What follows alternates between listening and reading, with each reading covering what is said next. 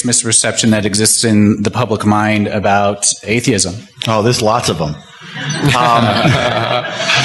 I would say the greatest misconception about atheism is that we're not nice people. I think that a lot of people think that morality comes from religion. Religion teaches that morality comes from religion, and therefore if you don't have religion, you don't have morality.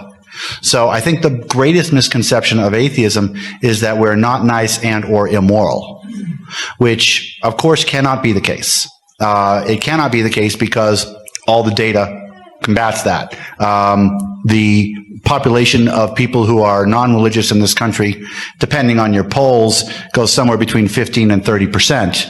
The population of atheists or non-religious people in federal prisons is 0.07%.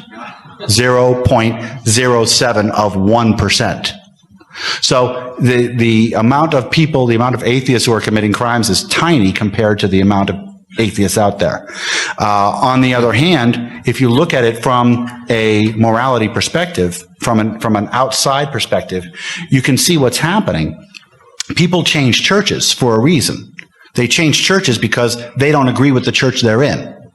If they don't agree with the church they're in, so they say, okay, well, this church isn't doing something, it's not striking my moral fancy.